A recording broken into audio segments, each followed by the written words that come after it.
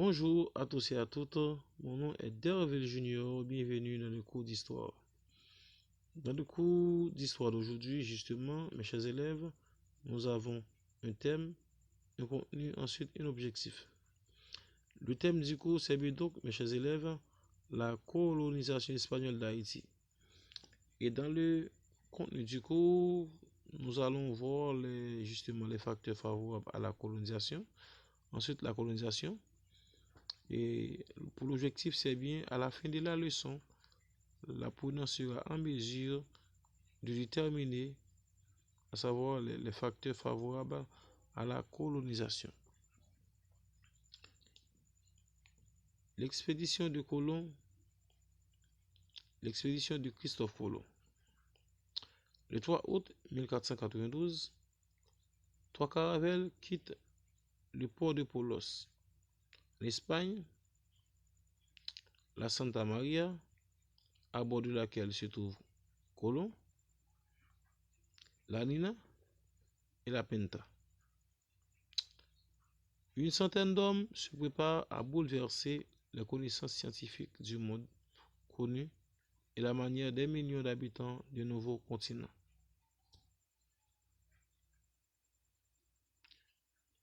Les facteurs favorables à la colonisation. Parmi les facteurs, nous avons la part de l'or. Les Espagnols ont besoin d'or. C'est là une des principales raisons de leur voyage. Haïti semble posséder ce métal dans son sous-sol et dans le lit de ses rivières. L'ardent désir de s'en emparer pousse les Espagnols à prendre possession de l'île. Deuxième raison, c'est bien le désir de christianiser. C'est-à-dire, christianiser veut dire convertir à la religion chrétienne. C'est-à-dire, tu as besoin de convertir et les habitants, et justement du sol, mais du sous-sol, et à la religion chrétienne. Pour les Espagnols, c'est chrétien. Les autochtones, c'est-à-dire les habitants de ce pays, sont des barbares voués à l'enfer. C'est-à-dire, ils disent moun sa yo, ils disent des moun sa comme des sauvages, comme des criminels, ouais, comme des cannibales. C'est-à-dire, moun sa yo, puisque même été considérés comme chrétiens, puis moun sa yo déjà dans l'enfer. Ils vont considérer moun sa yo comme des barbares. Eh bien, mes chers élèves, ils veulent leur faire connaître le vrai Dieu, adoucir leurs mœurs. Les habitants de l'île reçoivent donc le sacrement du baptême et l'instruction religieuse. Et ça en fait, yo te besoin de faire connaître le vrai Dieu parce que, mes chers élèves, ce que vous devez savoir, qu'on est dit, c'est politique, c'est-à-dire les Indiens adorent tout ce qu'ils trouvent. Savoir les Indiens adorent tout ce qu'ils trouvent dans la nature. C'est la raison pour laquelle on dit les Indiens adorent toutes les forces de la nature. C'est-à-dire ils adorent le soleil, la lune, les arbres. C'est-à-dire tout ce qu'ils trouvent dans la nature, ils les adorent. Eh bien, qui ça Espagnol te besoin de faire? Espagnol te besoin de convertir la religion chrétienne. Pas seulement, non? Mais peut-être juste, il a besoin de faire un Dieu doux. Bon? Parce que depuis la religion, il y a pas pour tout ça, ok? Troisième raison, c'est bien le fait de surprises. Les immenses navires espagnols impressionnent les Arawaks.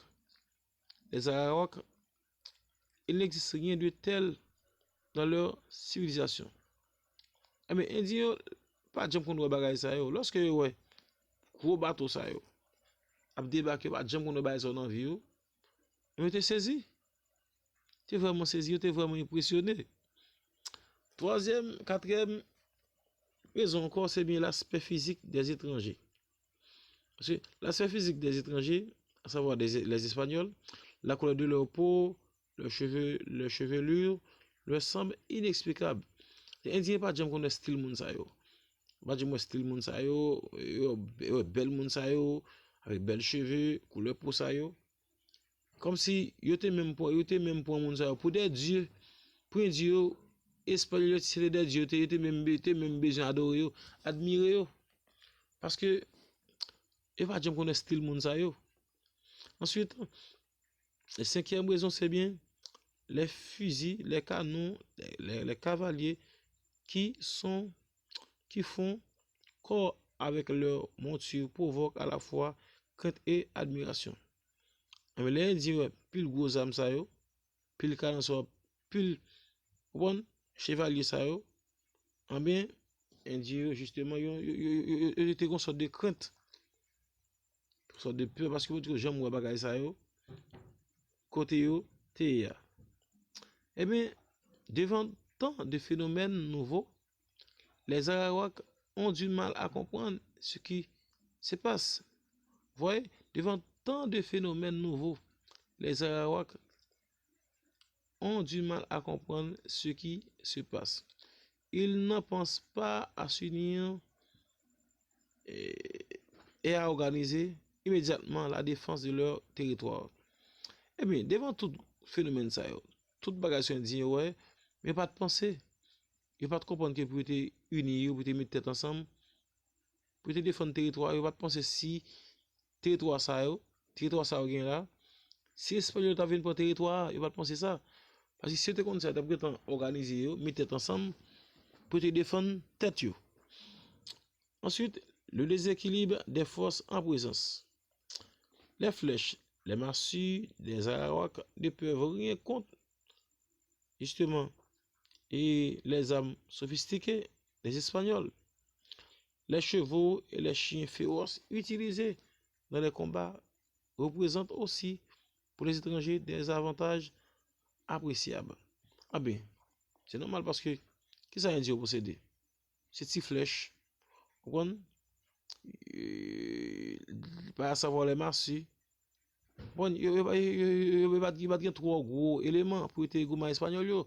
Devant tout gros hommes espagnols, te gagné, mais il dit pas capable. Le cas de force justement pas proportionnel.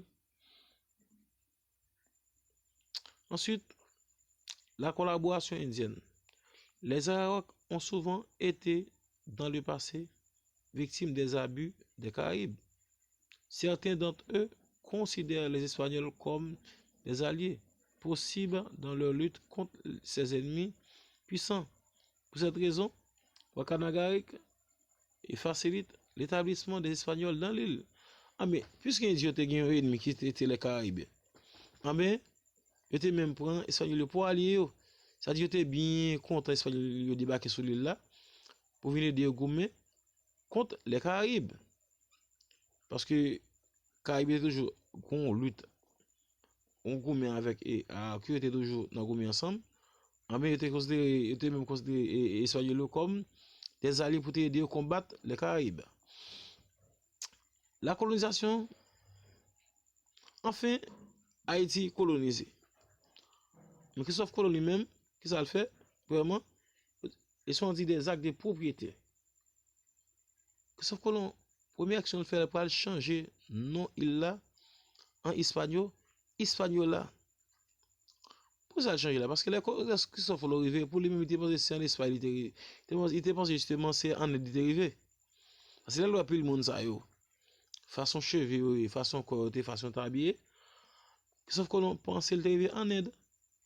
Ah ben, ça va le faire pour changer de nom. Pays, il va aller le pays espagnol qui veut dire petite Espagne. Le mercredi 12 décembre, en présence d'un notaire royal, les Espagnols dressent une croix à la baie des Moustiques que l'on pense avoir atteint les Indes. Ils pensaient qu'il arrivé en Inde. Il appelle les habitants de l'île indiens. C'est-à-dire les habitants indiens. La mise en place du système colonial, c'est-à-dire Haïti enfin colonisé, eh bien, qu'on y a là, il va établir un système colonial. Eh bien, qui ça va faire? Si ce système est établi, ça, depuis un pays colonisé, justement, par l'autre pays, mais immédiatement, ça pays a fait lui-même, il va dire mais comment pour vivre, mais comment pour fonctionner. Ça va faire. Le mode de gouvernement, Christophe Colomb et après lui, d'autres personnalités, nommé par le roi d'Espagne, à savoir le roi Ferdinand, dirige l'île avec le titre de gouverneur. Santo Domingo, la deuxième ville construite par les Espagnols, le siège du gouvernement. Qu'est-ce que ça fait? Ah mais, où qu'on est normalement, et Haïti était divisé en 5 KCK, à la tête, à la tête, chaque KCK c'est un KCK, mais ça va faire eux-mêmes, ils venu établir gouvernement par eux. Ça va faire. Dans chaque, justement, région, ils mettaient un gouverneur. Le peuplement, à son deuxième voyage dans l'île, 1500 colons accompagnent l'amiral. Ils transportent avec eux des animaux, des outils, des grains. Tous les Espagnols les rejoignent au cours des mois, des années qui suivent. Ils s'organisent pour faire fortune rapide et retourner ensuite dans leur pays d'origine. Les institutions de contrôle, qui ça va faire? Puisque tu as le système colonial, ils mettent le gouvernement dans la colonie. Ouais, ça veut dire pour diriger la colonie. Ils mettent des institutions de contrôle. En même des institutions là pour contrôler la colonie. Au début de la colonisation, le gouverneur jouit d'un pouvoir absolu. Ouais? Sitôt qu'Espagnol commence à prendre l'importance, l'Espagne raffermit son autorité en établissant des institutions de contrôle.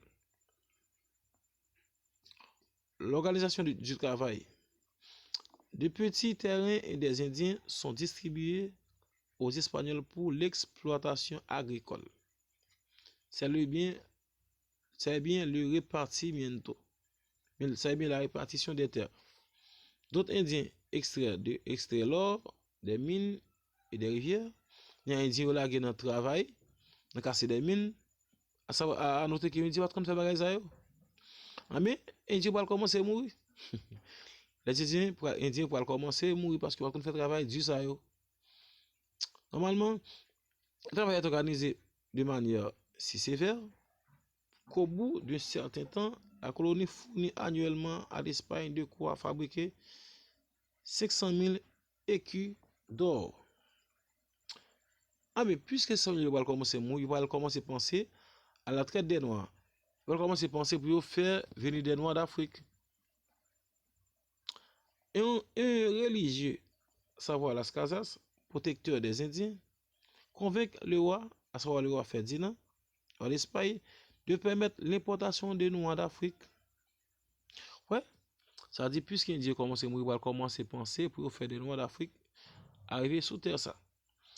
Eh bien, commencé en 1503, c'est bien l'arrivée des Noirs d'Afrique. Le traité reprend activement en 1517. Mes chers élèves, maintenant, passons à l'évaluation pour voir juste si la leçon a été bien apprise ou bien si la leçon a été bien assimilée ou bien si la leçon a été bien retenue. Choisis la bonne réponse. Hispaniola veut dire petit a, petite Espagne, petit arbre, petit c, petite montagne. Quelle est la bonne réponse? La bonne réponse est bien petit a, c'est bien petite Espagne. Numéro 2. Christophe Colomb pense avoir atteint les Indes. Il appela les habitants de l'île petit a, Indien, petit b, Arawak, petit c, Caraïbes. Quelle est la bonne réponse? La bonne réponse est bien, mes chers élèves, petit a, Indien. Numéro 3. La traite des Noirs commence en petit a, 1503, petit b, 1492, petit c, 1803. Quelle est la bonne réponse? La bonne réponse est bien, donc, mes chers élèves, petit a, c'est bien 1503. Le quatrième numéro pour terminer l'évaluation, numéro 4, c'est bien le numéro 4. Dans quelle caravelle se trouve Colomb quand il quitte le port de Polos en Espagne? Petit a, la Santa Maria, petit b, la Nina, petit c, la Pinta. Quelle est la bonne réponse? La bonne réponse est bien donc, mes chers élèves, la Santa Maria. Eh bien, mes chers élèves, c'est ici qu'on met un terme à cette leçon. Merci de l'avoir suivi. Je vous donne rendez-vous pour une autre leçon. À bientôt.